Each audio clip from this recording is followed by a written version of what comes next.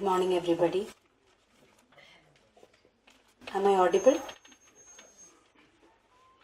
First of all, let me thank the organizers for inviting me here. I'll be just broadly looking at de-colonial feminisms.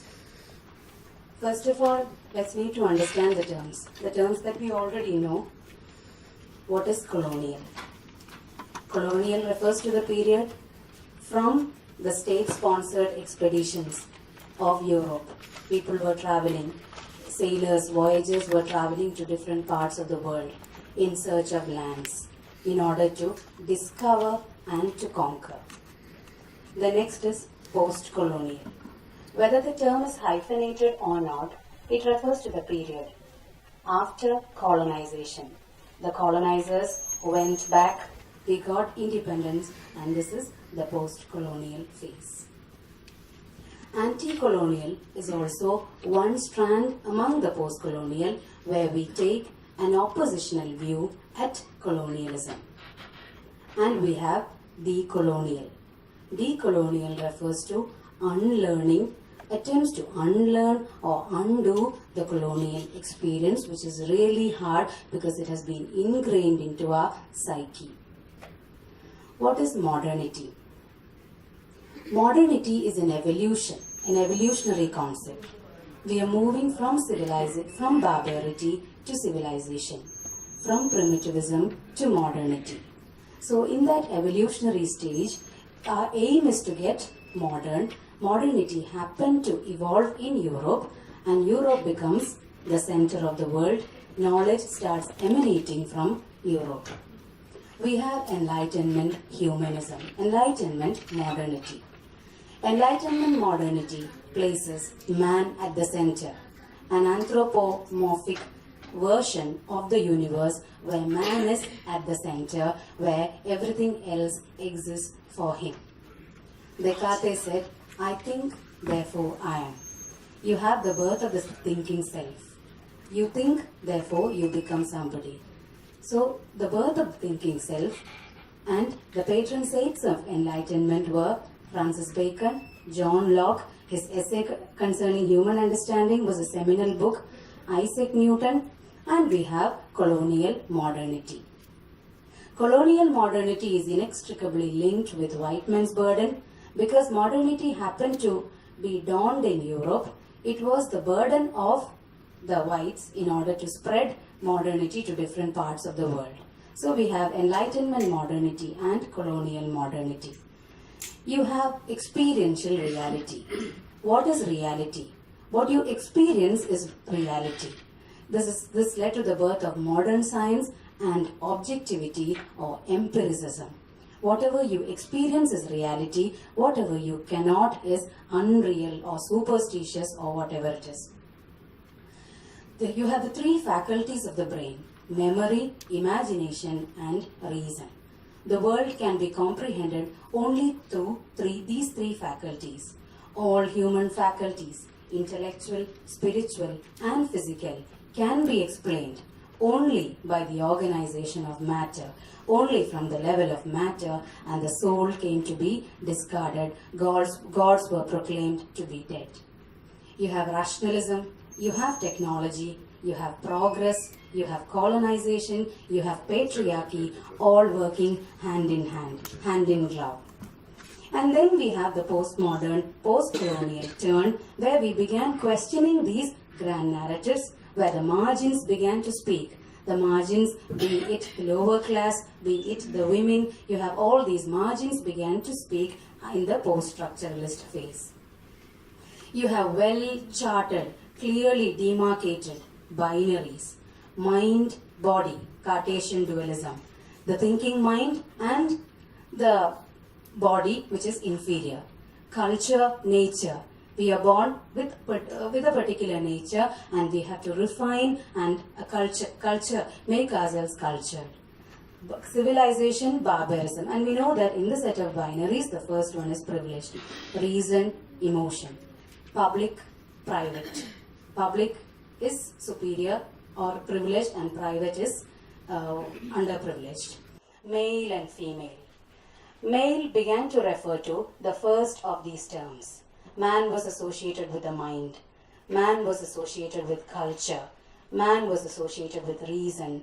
Man was associated with the public sphere. And woman. Woman was associated with the body. What happens is, woman is equated with the body. Body is equated with nature. You have Mother Earth. So woman began to connote the other part. Woman or womanhood or femininity began to connote the second part. Emotion. Man is intellectual. Woman is emotional. Man is rational. Woman is impulsive. Private and public. Woman's realm was the private, and man's realm was the public. So when you essentialize, all these are very complex things. Gender is something that is very complex.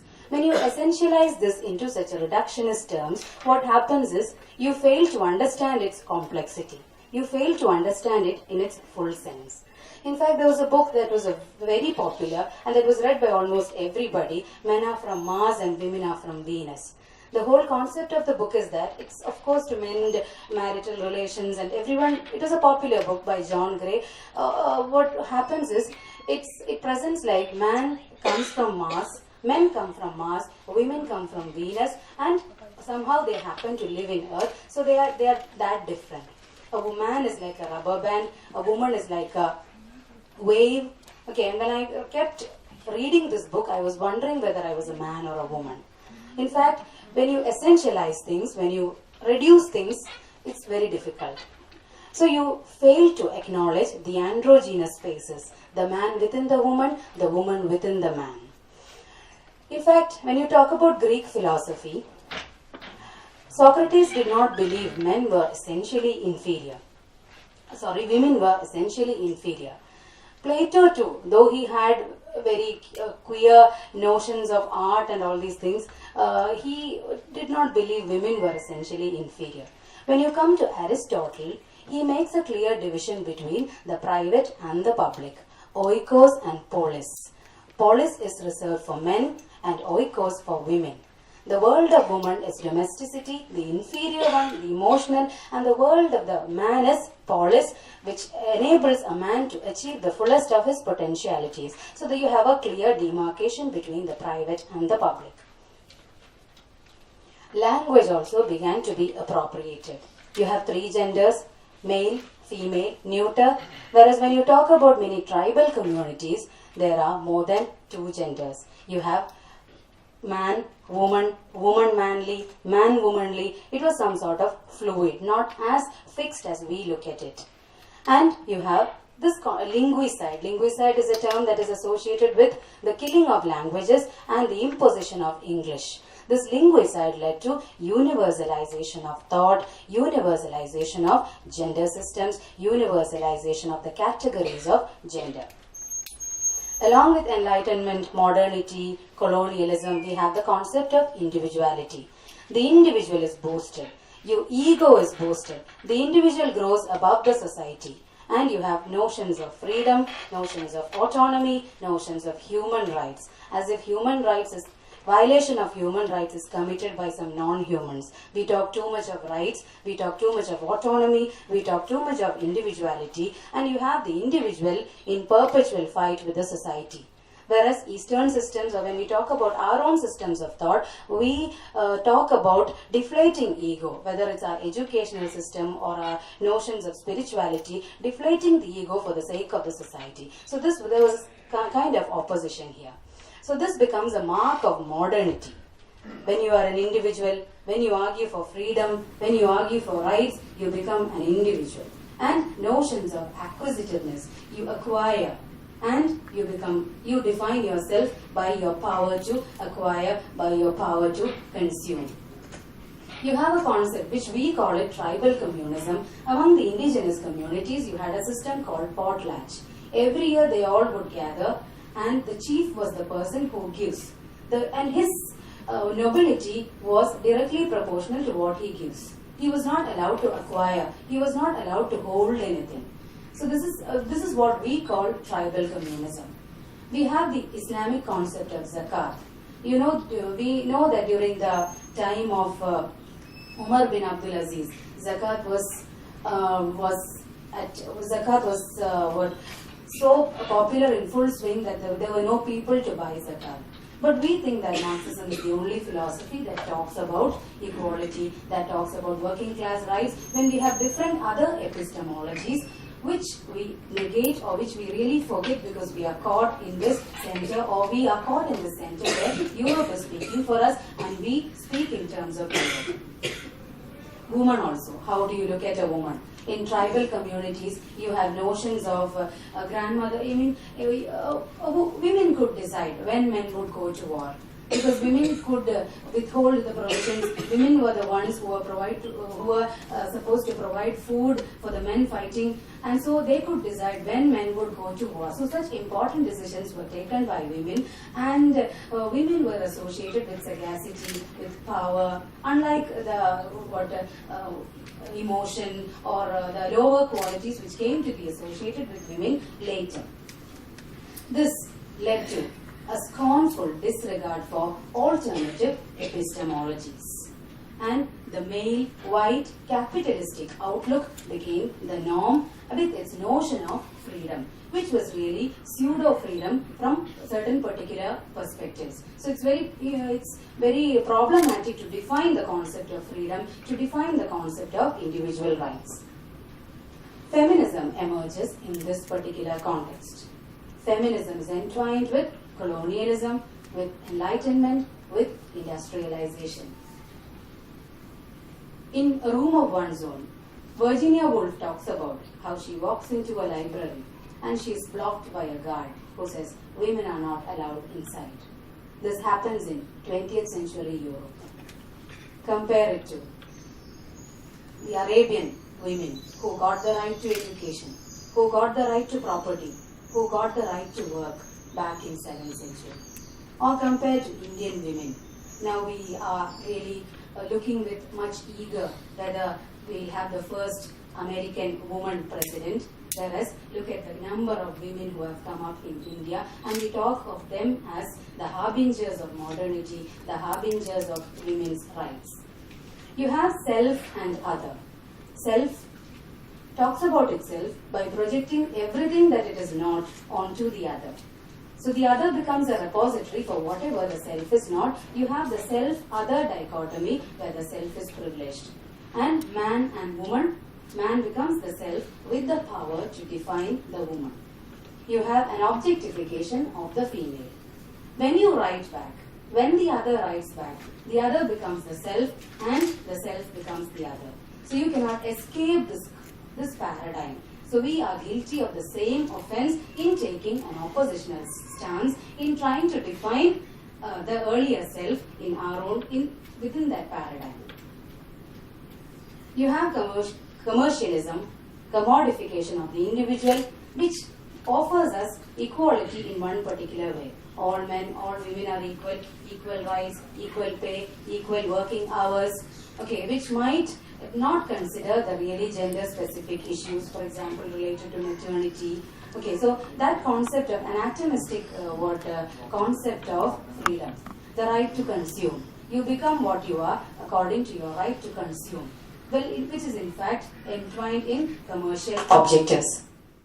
Principles mask an atomistic conception of social life in which isolated individuals demanding their rights avoid the deeper obligations that arise out of the interconnectedness of our common plight. So shedding masculinity and femininity, this is gender-related problems. The masculinity and femininity is a problematic concept, but for the time being I am using it to talk about the gender-specific problems when we talk too much of equality. You have how different feminists have tried to, Western feminists have tried to look at women's problems. We have the female eunuch, where woman's sexuality and woman's libido does not find an expression because of the prescribed roles of patriarchy. We have the feminine mystique again, how a woman becomes the angel of the house, how woman gets self-satisfaction and fulfillment by fulfilling only her domestic roles. So the Western feminists say the angel is in the house should be killed. We have male and female languages which are in direct opposition to each other. In fact, So Siksho talks about pre-Oedipal language. She uses Lacan's theory to talk about a language being structured by the phallus. So she talks about undermining this phallic order by talking about a pre-Oedipal language. Luz Irigaray talks about language as incoherent, language as contiguous, which is feminine and which is in direct opposition with the direct linear logic of male discourse. You have Kristeva, who totally rejects the phallogocentric order, and she proposed a new semiotics, a pre-Oedipal, because from Oedipal we are into the male order, a pre-Oedipal, pre-linguistic space of wholeness and unity. And all these are alternatives to the masculine. So, feminism, white feminism, has always been conceived as ahistorical and universal, as the previous speaker has already spoken of, with the blind adherence to the paradigm of modernity. And with the post-colonial turn, we have different brands of feminisms coming in. Feminism and post-colonialism go through the same phase. Adopt, adapt and adapt. First you adopt everything that the colonizer is, everything that the male structures offer you. Then you try to adapt. You try to adapt your reality into it. And the third phase is adapt. That is, you try to devise your own systems of thought, your own ways of looking at experience, which is really very difficult given that we have been ingrained into these particular epistemologies.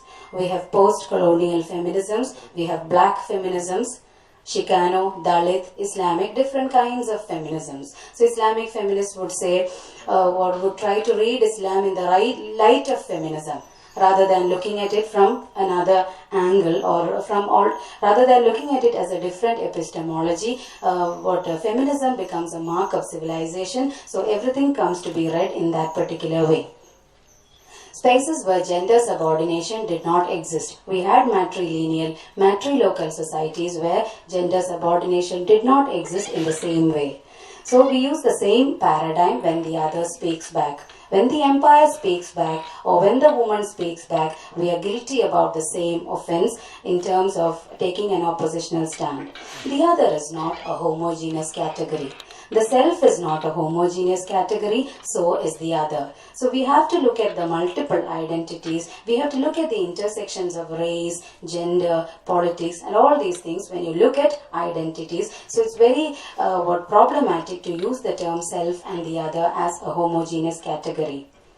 We talk about sisterhood, all the women joining hands, a common bondage among women. This was one particular thrust of white feminism. We talk about radical feminism.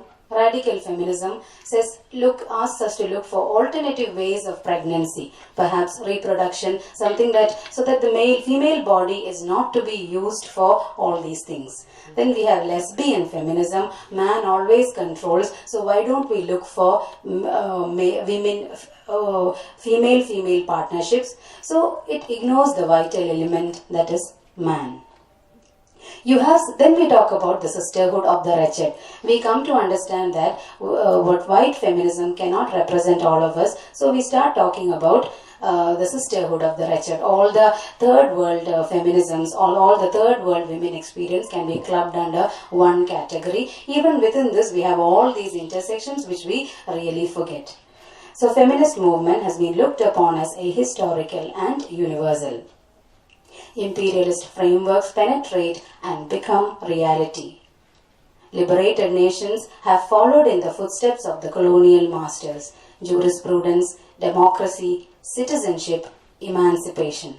Societies where the feminist movement is non-existent are considered lagging from a civilizational perspective. So we have that linearity from barbarism to civilization. In fact, we cannot discount what the Western civilization has done for us in terms of technology, in terms of progress. At the same time, it was just one way of looking at things. That's what I'm trying to say.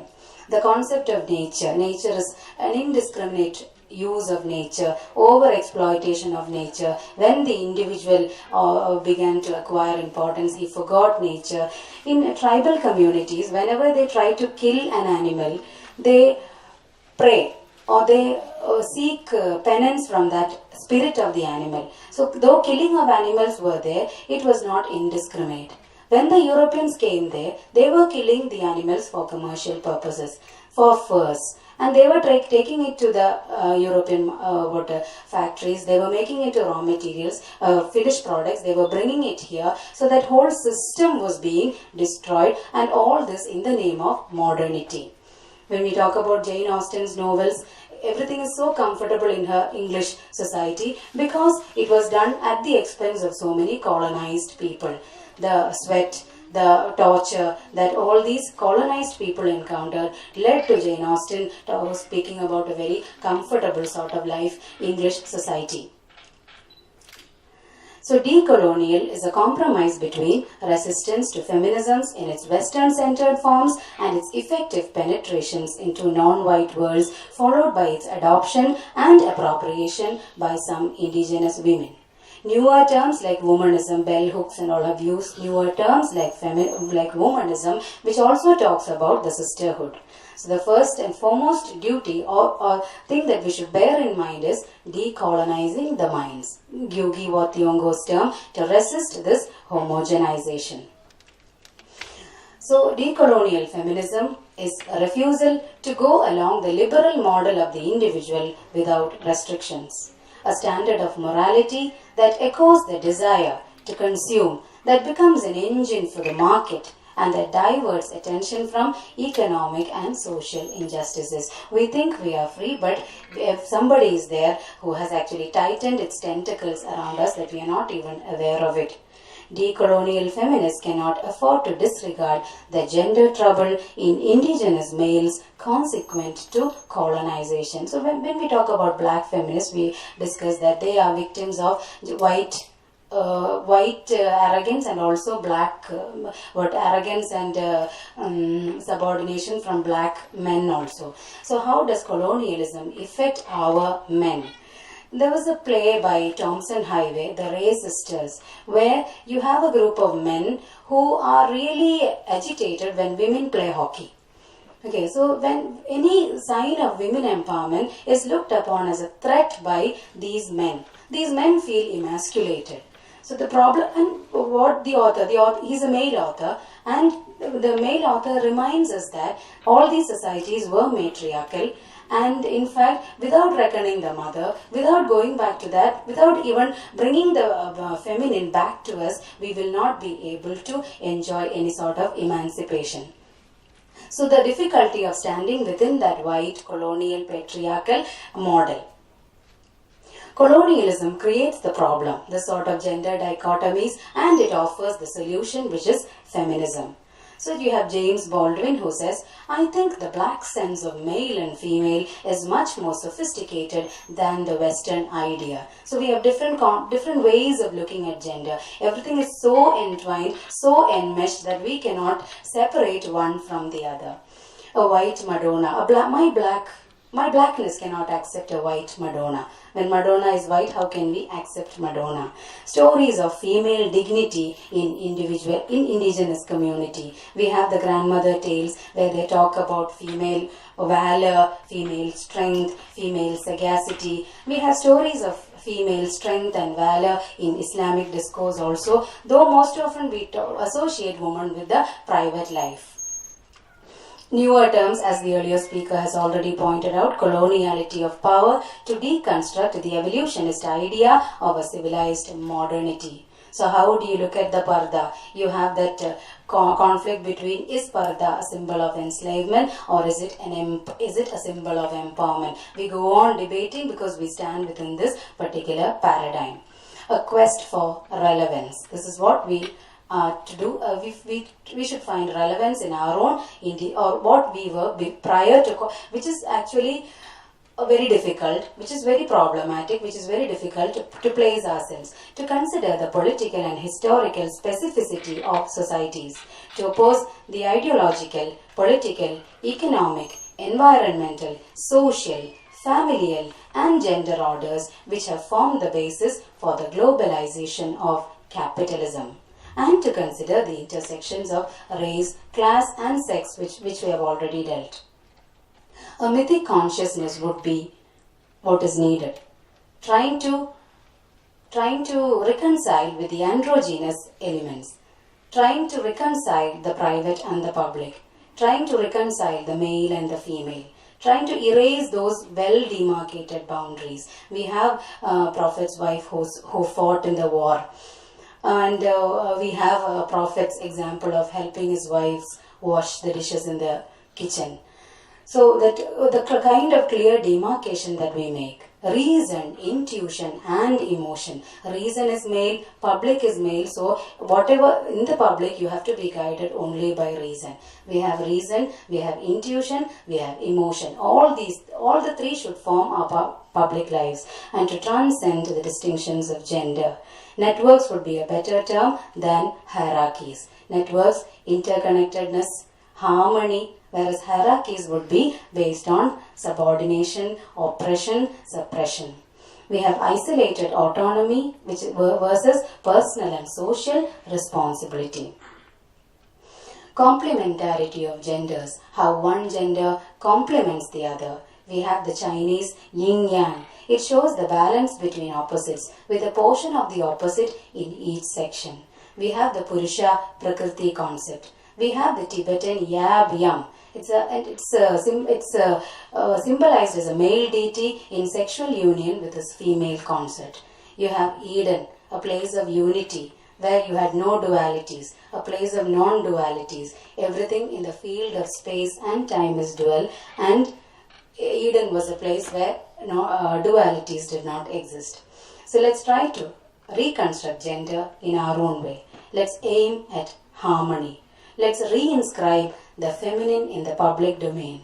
Let's rehabilitate the masculine, all within quotations, masculine and feminine. Let's come to terms with the masculine and feminine in each of us. Thank you.